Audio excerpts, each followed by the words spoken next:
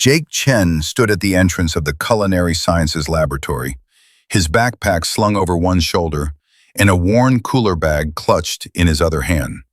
The room beyond the doorway was massive, easily 3 times the size of any kitchen he had seen back on Earth.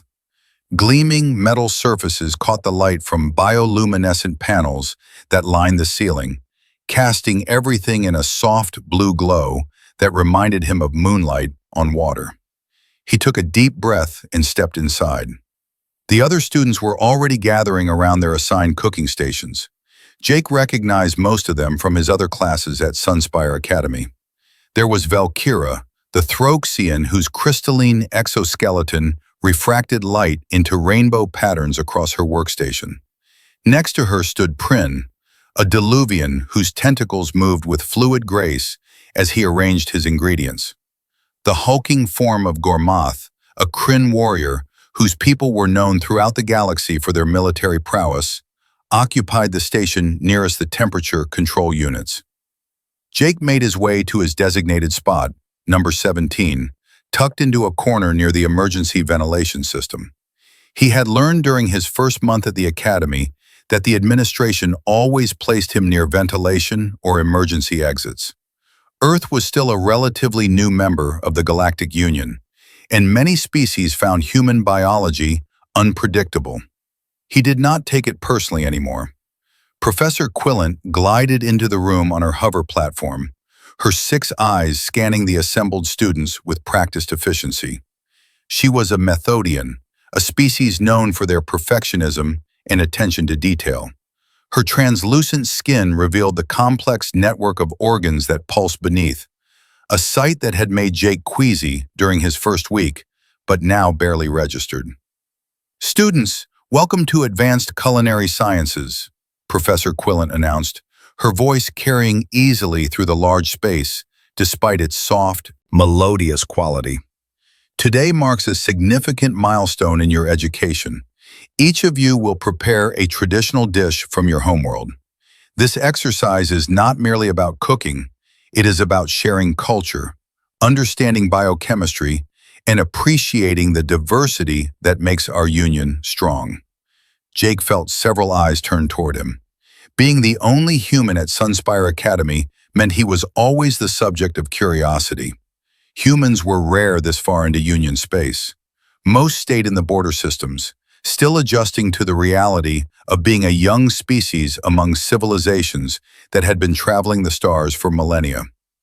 "You will have 3 standard hours to prepare your dishes," the professor continued. "Remember that you must account for species compatibility. Your dishes should be safe for consumption by at least 60% of represented species in this classroom.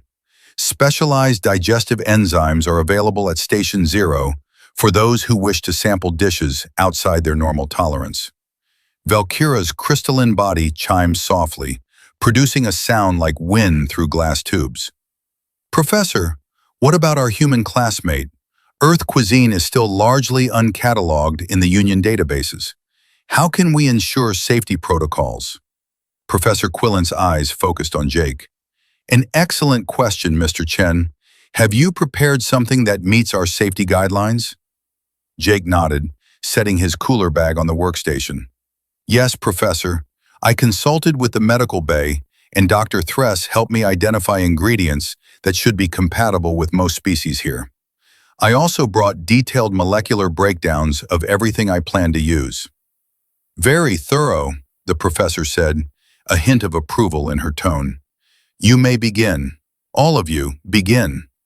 The laboratory filled with activity. Jake watched as his classmates pulled out ingredients that ranged from the familiar to the utterly alien. Prin produced what looked like living moss that pulsed with its own internal light. Gormath unpacked slabs of meat that were still steaming, apparently kept at extremely high temperatures that would have reduced earth meat to ash. Valkyra arranged crystalline fragments that sang when they touched each other, creating harmonies that Jake found oddly soothing. Jake opened his cooler and began removing his own ingredients. He had spent the last 3 weeks planning this meal, exchanging numerous messages with his mother back on Earth, and conducting research in the Academy's extensive database. He wanted to create something that would represent Earth well, something that would show his classmates that humans, despite being newcomers to the galactic stage, had their own sophistication and culture. He had settled on making dumplings, a dish that transcended the specific region of Earth where he had grown up. Dumplings existed in dozens of cultures across his planet, each with their own variations and traditions. They were humble, approachable, and in Jake's opinion, absolutely delicious. From the cooler, he removed packages of ground meat that had been specially processed to remove compounds that might prove toxic to certain alien biologies. He had vegetables that Dr. Thress had approved, flour that had been tested for allergen compatibility, and a carefully balanced array of spices. The medical team had been fascinated by his plans, particularly when he explained the concept of flavor layering and the importance of aromatics in human cooking. "Excuse me, Jake," a voice said from his left. He turned to find Lissa, a Venlarian whose features resembled what might happen if someone crossed a cat with a person and added an extra set of arms. Her fur was a deep purple that shifted to silver at the tips, and her large eyes regarded him with friendly curiosity. "Yes," Jake replied. "What are those?" She pointed to the dumpling wrappers he had just removed from their packaging. "These are called dumpling wrappers," Jake explained. "They are made from flour and water. I will fill them with a mixture of meat and vegetables, then cook them. They are a traditional food from Earth." Lisa's ears twitched with interest. "They look very thin. Will they not break?" "They might if I am not careful," Jake admitted. "Making dumplings is as much about technique as it is about ingredients. My grandmother taught me how to do it when I was young. She said that you can tell a lot about a person by the way they fold their dumplings." "Fascinating," Lisa said. "On Venlar, we have a similar philosophy about crystal weaving. The pattern reveals the weaver's state of mind." Jake smiled. He had come to appreciate these moments, these small connections that bridge the vast differences between species. It made being millions of light years from home slightly more bearable. He began his preparation, moving through the familiar motions with practiced ease. First, he minced the vegetables into small, uniform pieces. The knife he used was one of his prized possessions, brought from Earth and modified slightly to meet Academy safety regulations. It was sharp, well-balanced, and felt like home in his hand. As he worked, he became aware that several students had paused their own preparations to watch him. Prin had extended two of his tentacles in Jake's direction, their tips gently waving in what Jake had learned was a sign of focused attention. Even Gormoth, who usually showed little interest in anything outside of combat training, had turned his massive head to observe. Jake tried to ignore the attention and focus on his task. He mixed the ground meat with the minced vegetables, adding each spice carefully and in specific proportions. The smell began to rise from his workstation, and he heard several gasps around the room. "What is that scent?" Valkyra asked, her voice taking on a harmonic quality that indicated surprise or possibly alarm. Professor Quillant moved closer, her hover platform humming softly. "Mr. Chen, are you releasing volatile compounds into the atmosphere?" Jake looked up, suddenly worried that he had violated some rule he was not aware of. "I am cooking with spices, Professor. Ginger, garlic, scallions. They produce aromas when they are prepared. Is that not allowed?" The professor's eyes performed a complex rotation that Jake could not interpret. "It is allowed, but unusual. Most species do not experience olfactory stimulation from their food preparation. This is a human trait?" "Yes, Professor," Jake confirmed. "For humans, smell is a crucial part of how we experience food. The aroma of cooking can be almost as important as the taste itself." "Remarkable," the professor said softly. "Continue, but please monitor the reactions of your fellow students. If anyone shows signs of distress, you must cease immediately." Jake nodded and returned to his work, though he now felt even more self-conscious. He heated a small amount of oil in a pan, something he had to specially request from the quartermaster since most alien cuisines did not use cooking oils.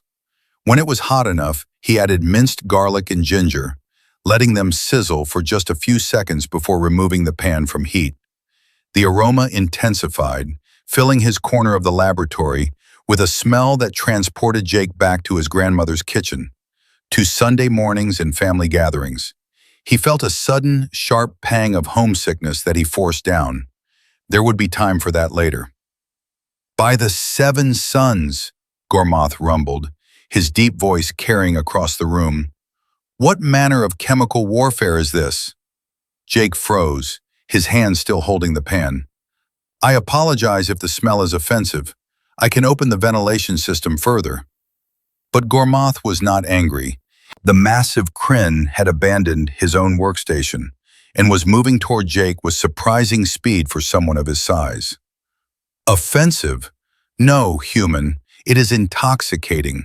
My people have warriors who speak of the pleasure of victory, the joy of honorable combat. This scent suggests pleasures I did not know existed." Other students began migrating toward Jake's station.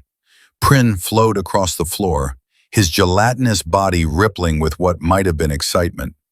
Lisa bounded over with her characteristic grace, her forearms held out as if to embrace the aroma itself.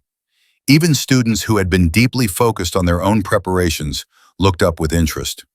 Professor Quillant did not intervene, instead observing with what Jake was beginning to recognize as scientific fascination. He realized that this was probably the first time any of them had experienced the smell of cooking aromatics. Most alien food preparation involved temperature control, chemical treatment, or simple assembly. The concept of releasing volatile compounds that stimulated appetite was foreign to them. Jake cleared his throat, trying to regain his composure. "I need to continue if I am going to finish in time. The aromatics are just the beginning." "May we watch?" Lisa asked, her tail swishing with barely contained enthusiasm. "I promise we will not interfere." Jake looked at Professor Quillant, who gestured with two of her manipulator limbs in what he had learned was the Methodian equivalent of a shrug.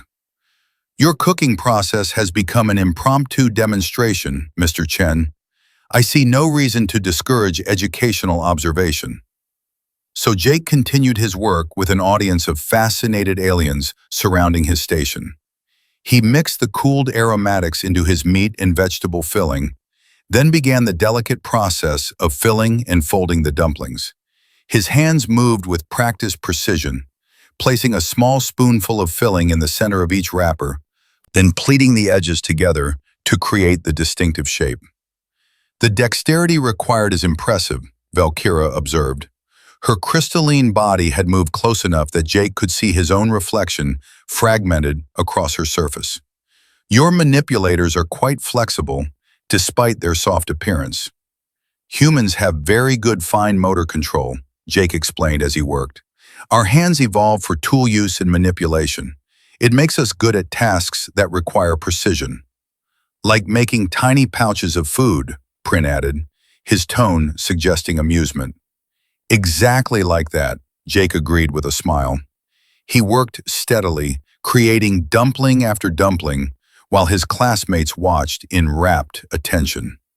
The pile of completed dumplings grew on his workstation, each one a small, pleated package that held the promise of flavors his audience had never experienced. When he had used all his filling and wrappers, he had created nearly 50 dumplings, far more than he could eat himself, but hopefully enough to share with his curious classmates. Now came the cooking. Jake had debated the best method for this demonstration. Dumplings could be steamed, boiled, or fried, each method producing a different texture and experience. He had ultimately decided on a combination approach, one that his mother called pot stickers, where the dumplings were first fried to create a crispy bottom and then steamed to cook through completely. He arranged a dozen dumplings in a large pan, their pleated sides up and their smooth bottoms against the heated surface. The sizzle was immediate and satisfying. After a minute, when the bottoms had begun to turn golden brown, He added water to the pan and quickly covered it with a lid.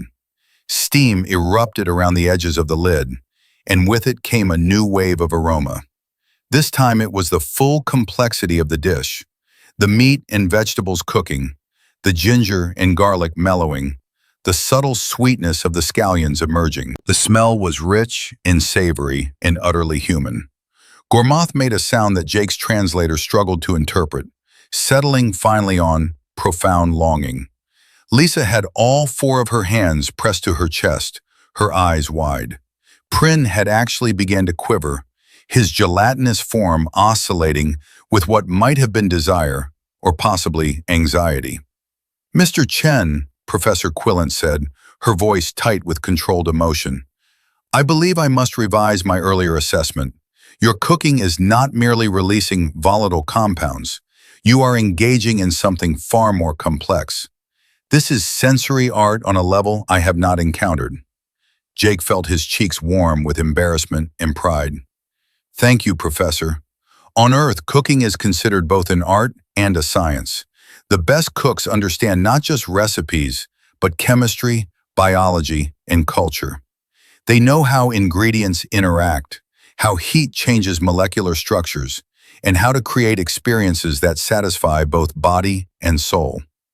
And humans develop this sophistication on a single planet, in isolation from the rest of the galaxy?" Valkyra asked. "Yes," Jake confirmed. "Every culture on Earth developed their own cuisine, their own techniques and traditions. What I am making today represents just one small branch of one regional cooking style. There are thousands of others, each unique and special." The timer Jake had set indicated that the dumplings were ready.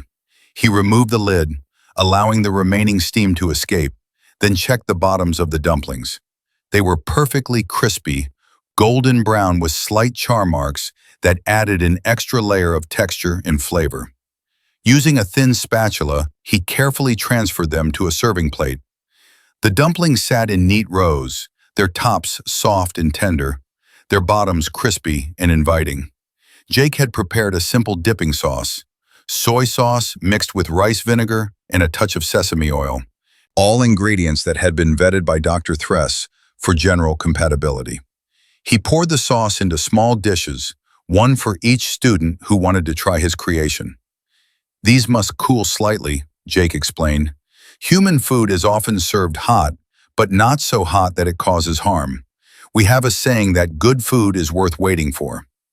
The students around his workstation showed no signs of wanting to return to their own preparations.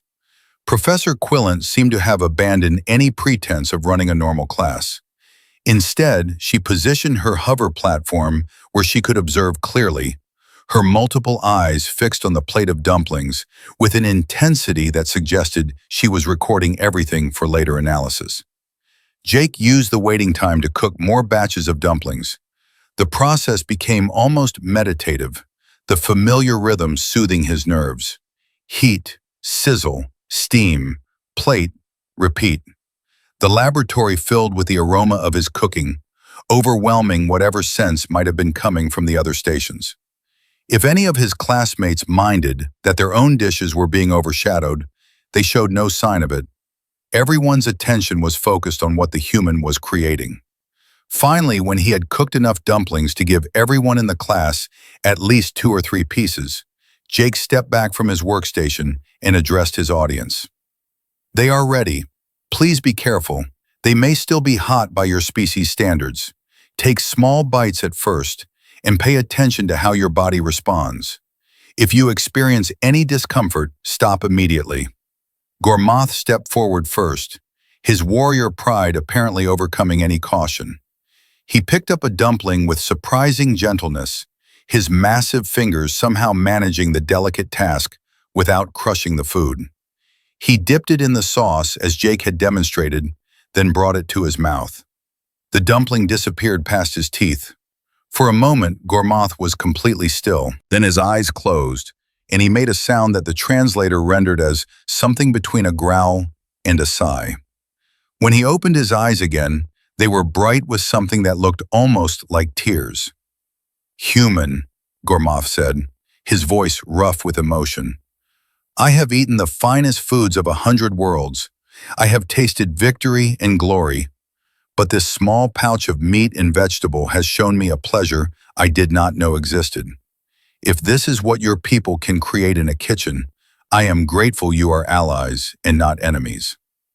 Other students rushed forward, each eager to experience what had affected the stoic warrior so profoundly. Jake watched as his classmates tasted human cuisine for the first time, their reactions ranging from silent contemplation to vocal enthusiasm. Lissa actually purred, a sound Jake had never heard her make. Prin's entire body changed color, cycling through shades that his translator helpfully identified as expressions of joy and satisfaction. Valkyra's crystalline structure resonated with new frequencies, creating music that filled the laboratory with unexpected beauty. Even Professor Quillant tried a dumpling, though she approached the experience with scientific detachment. She took a small bite, chewed slowly and deliberately, and then sat motionless for nearly a full minute. When she finally spoke, her voice was softer than Jake had ever heard it. "Mr. Chen, I have taught culinary sciences for 23 standard years. I have encountered food preparations from over 300 species. What you have created here transcends mere sustenance. This is communication through flavor, culture expressed through chemistry. I begin to understand why your species places such emphasis on shared meals." Jake felt a lump form in his throat. He had hoped his classmates would enjoy the dumplings, perhaps find them interesting or pleasant. He had not expected this level of response. On Earth, we believe that food brings people together. When you share a meal with someone, you share a part of yourself. Different cultures have different foods, but the principle is the same. Eating together creates bonds.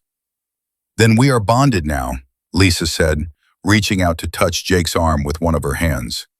"Through your food, we understand your people a little better. Thank you for sharing this with us."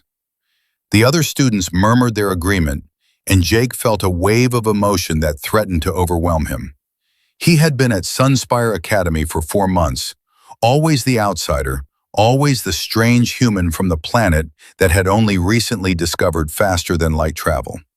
For the first time, he felt truly seen and appreciated, not despite being human, but because of it. Professor Quillant allowed the impromptu tasting to continue for several more minutes before gently reminding everyone that they had their own dishes to complete. Slowly, reluctantly, the students returned to their workstations, though many cast longing glances back at the remaining dumplings on Jake's plate. Jake completed his own assignment by plating a few dumplings with careful attention to presentation, adding some of the fresh herbs he had brought for garnish. The result looked modest compared to some of the elaborate dishes his classmates were creating. Prin's bioluminescent moss had been shaped into an intricate sculpture that pulsed with coordinated light patterns. Valkyra's crystalline fragments had been arranged into a geometric masterpiece that sang in harmony. Gourmat's dish radiated enough heat that it had to be contained in a specialized field. But Jake's dumplings had accomplished something none of those impressive displays had managed. They had created connection. They had sparked curiosity and wonder. They had reminded everyone in the laboratory that the galaxy was full of diversity worth celebrating. As the class period drew to a close, Professor Quillant moved between workstations, evaluating each student's creation with her characteristic thoroughness. When she reached Jake, she spent a long time simply observing his plate before speaking. "Your technical execution is flawless, Mr. Chen. The consistency of your dumplings shows practiced skill. But more importantly, you have demonstrated an understanding of what cuisine truly means. Food is not just fuel, it is art, culture, and communication. You have taught that lesson to everyone here today." She paused, then added, "I am submitting a recommendation that your dish be added to the Academy's cultural archives.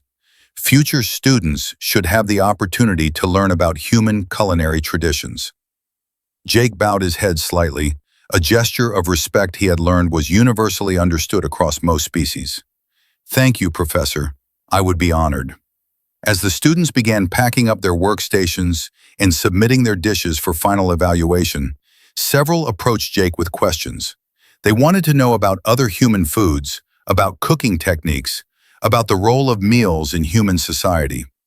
Jake answered as best he could, finding himself becoming an impromptu ambassador for Earth cuisine. Gormoth lingered after most of the others had left, his massive presence somehow less intimidating than it had been at the beginning of the semester. "Human Jake," he said formally, "I would request a favor. Would you be willing to teach me to make these dumplings? On my homeworld, warriors train in many arts. I believe cooking, as you have shown me, is an art worth mastering." Jake could not hide his surprise or his pleasure. "I would be happy to teach you, Gormoth. Though I should warn you, it takes practice to get the folding technique right. My grandmother says I did not make a perfect dumpling until I had made 1,000 imperfect ones." Gormoth's expression, which Jake had learned to read despite the alien features, showed determination. "Then I will make 1,001. When can we begin?" They agreed to meet in the recreation hall's small kitchen the following evening. As Gormoth left, Jake felt a profound sense of satisfaction. He had come to Sunspire Academy hoping to learn about the galaxy, to understand the vast array of species and cultures that made up the Union. He had not expected to become a teacher himself, but perhaps that was what cultural exchange truly meant: learning and teaching, both at once, in an endless cycle of understanding. Jake finished cleaning his workstation, carefully packing away the few remaining dumplings to enjoy later in his quarters. As he worked, he thought about his family back on Earth, about his grandmother who had taught him to cook, about his mother who had helped him plan this meal across the light years. They would be proud of what he had accomplished today, not just making food, but building bridges between worlds, one dumpling at a time. The walk back to his dormitory took Jake through the central plaza of the academy, a vast, open space where students from dozens of species gathered between classes. The twin suns of the Sunspire system were setting, painting the sky in shades of purple and orange that still looked alien to Jake's Earth-accustomed eyes. He paused to watch the sunset, something he tried to do every day as a reminder that while he was far from home, the universe was beautiful wherever you were. "Jake!" a voice called out. He turned to see Lissa bounding toward him, her purple fur catching the last rays of sunlight. She was carrying a data pad and had the excited energy of someone with news to share. "Yes, Lissa?" Jake asked. "You need to see this," she said, holding out the data pad. "Your cooking class has become famous. Someone recorded the session and posted it on the Academy network. It has been viewed by over 3,000 students in the last hour. Everyone is talking about the human who makes art from meat and vegetables." Jake took the data pad and scrolled through the comments. They were in dozens of languages, requiring his translator to work overtime, but the sentiment was universal. Curiosity, amazement, and hunger. Many students were asking where they could try human food, whether Jake would consider teaching classes, if Earth had restaurants that might expand to Union space. "This is overwhelming," Jake admitted. "I just wanted to do well in class." "You did more than well," Lisa said gently. "You showed us something we did not know we were missing. Many species in the Union have moved beyond traditional food preparation. We have nutrient synthesis, molecular assembly, instant fabrication. It is efficient and practical. But watching you cook, seeing the care you put into each step, the way you combined ingredients with intention and skill, it reminded us that efficiency is not the only value worth pursuing." Jake handed back the data pad, his mind racing with the implications. "What do you think this means?" Lisa's ears twitched in a pattern Jake had learned indicated thoughtful consideration. "I think it means that humans have something valuable to contribute to the Union. Not weapons or technology or resources, but perspective. You remind us of things we have forgotten or never knew. That is a gift." They walked together toward the dormitories, talking about food and culture and the strange paths that life could take. Jake had left Earth expecting to feel small and insignificant in the vastness of galactic civilization. Instead, he had found that being human, with all its quirks and particularities, was exactly what made him valuable. The next morning, Jake woke to find his message inbox overflowing. Requests for recipes, invitations to speak at cultural exchange seminars, and even a formal inquiry from the Academy's administration asking if he would be interested in leading an optional workshop on human cooking techniques. He spent his breakfast hour responding to messages, trying to keep up with the sudden flood of interest. His first class of the day was comparative xenobiology, taught by Professor Threm, an elderly Kuthari whose scales had faded from bright green to a distinguished silver. Jake arrived early, as was his habit, and was surprised to find Professor Threm waiting specifically for him. "Mr. Chen," the professor said in the raspy voice characteristic of his species, "I watched the recording of your culinary demonstration yesterday. Fascinating. Absolutely fascinating. I would like to discuss the biological implications of human cuisine with you after class, if you have time." "Of course, Professor," Jake agreed, curious about what angle a xenobiology expert would take on dumplings. The class itself was interesting, as always.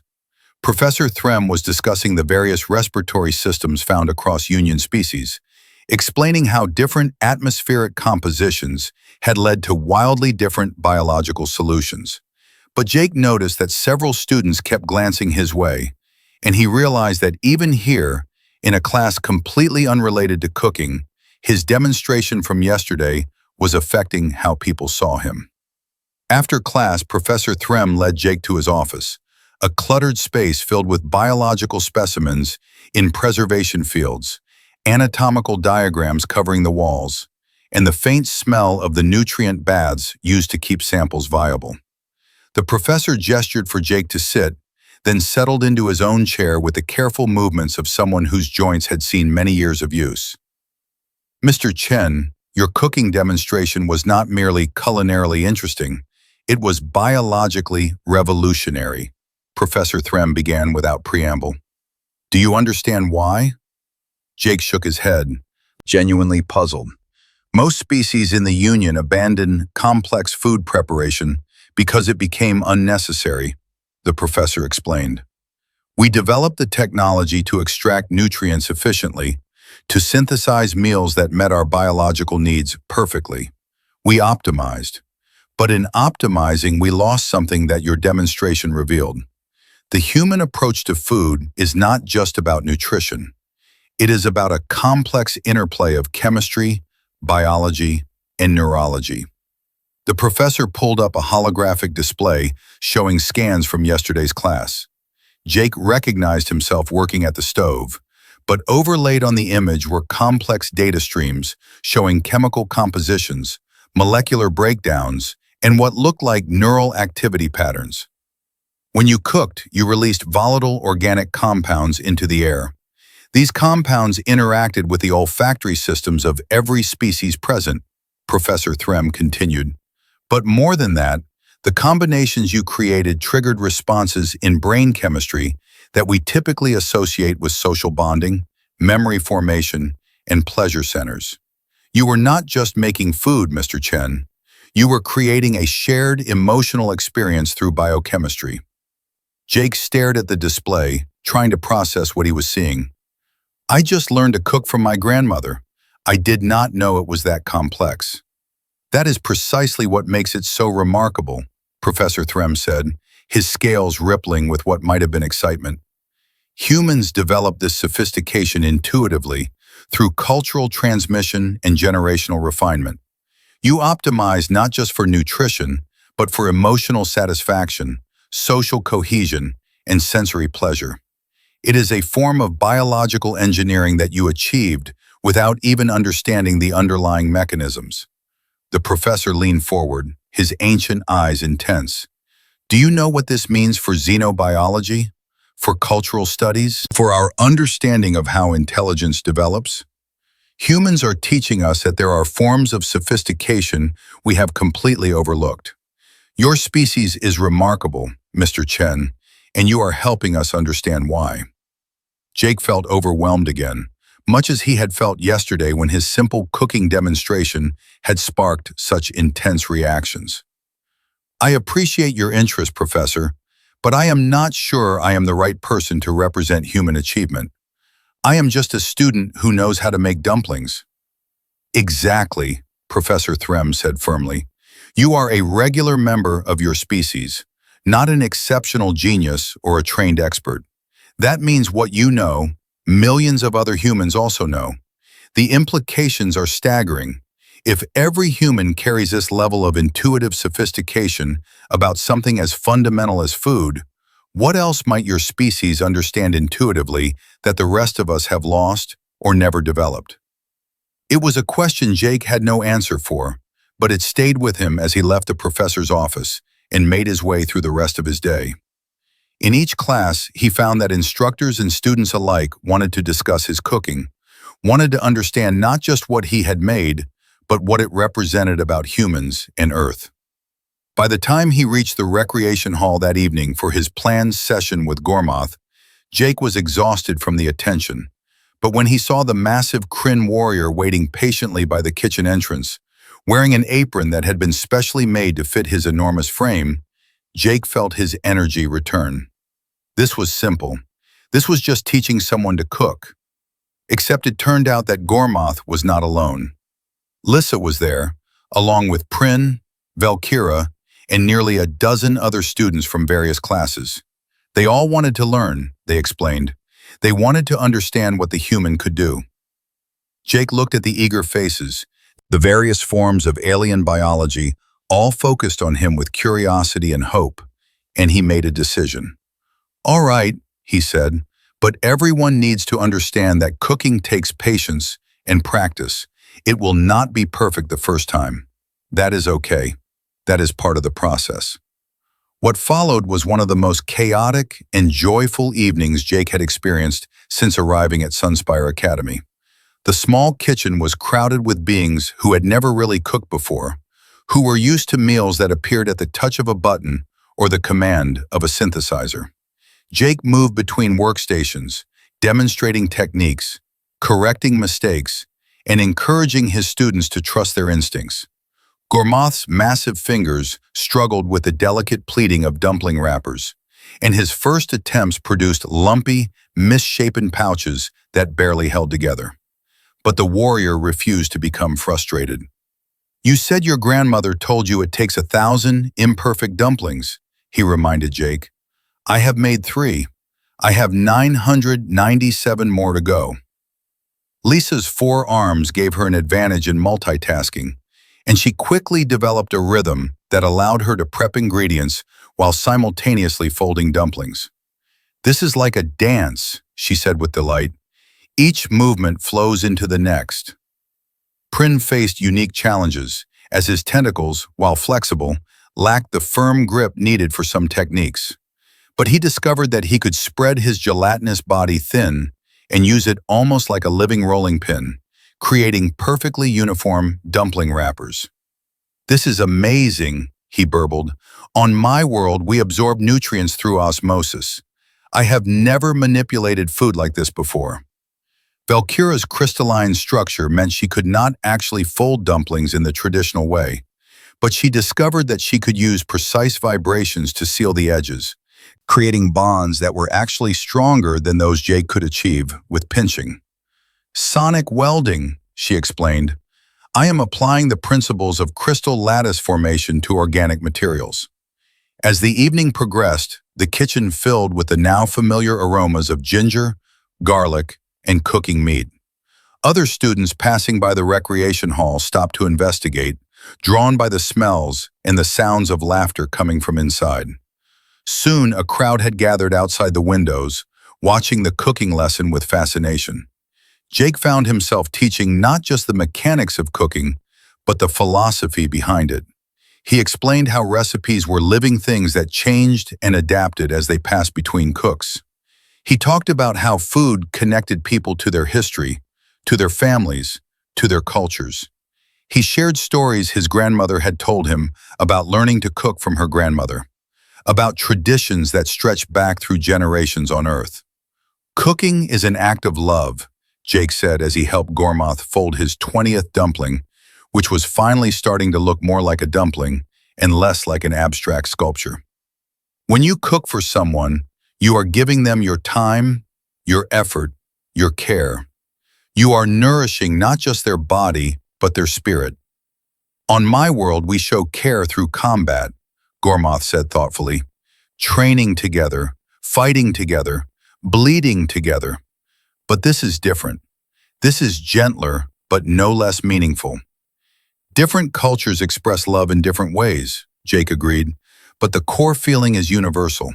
Taking care of each other, wanting others to be happy and healthy, finding joy in their joy. That transcends species. When the dumplings were finally ready, the group gathered around the small dining table in the corner of the kitchen. It was crowded, with beings of different sizes and shapes, somehow making room for everyone. They had prepared far more dumplings than their group could eat, so Jake suggested they invite the students who had been watching from outside to join them. What happened next felt almost ceremonial. Aliens from across the galaxy, species that had never met before joining the Union, sharing a meal made by their own hands. The conversation flowed easily, moving between languages and requiring constant translation. But the warmth and camaraderie needed no interpretation. Jake watched his students taste their own creations, saw the pride on their faces when they discovered that, yes, they could make something delicious. He saw Gormoth close his eyes in satisfaction as he ate a dumpling he had made himself, saw Lissa purr with contentment, saw Prin's entire body glow with happiness. These moments, Jake realized, were what the Galactic Union was supposed to be about.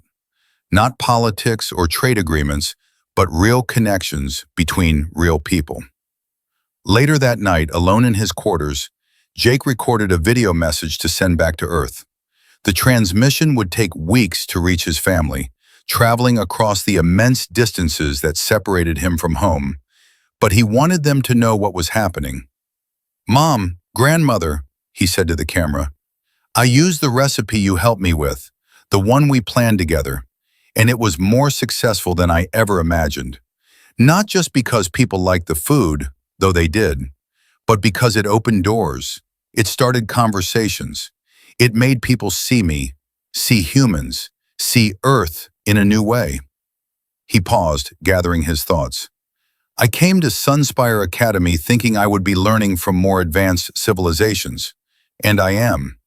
Every day I learn incredible things from species that were traveling the stars before humans even invented writing. But I am also teaching them. I am showing them things they have lost or never knew. And I think that is what being part of the Union really means.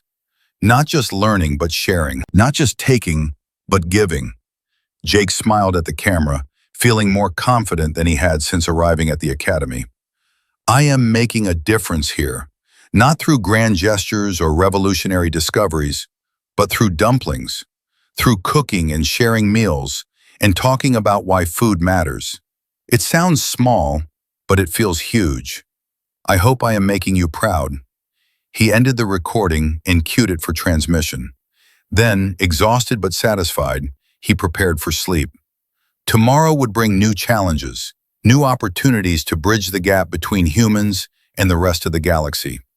But tonight, Jake Chen, the only human at Sunspire Academy, felt exactly where he was supposed to be. The impact of Jake's cooking demonstration continued to ripple outward over the following weeks. The administration, recognizing both the cultural value and the overwhelming student interest, officially approved his workshop proposal. Jake found himself teaching Introduction to Human Culinary Arts every week, with a waiting list of students hoping to join future sessions. But the effects went deeper than just cooking classes. Other human students at Union institutions across the galaxy had seen the recordings and begun their own culinary demonstrations. Earth cuisine was becoming fashionable, but more importantly, it was becoming a vehicle for cultural exchange.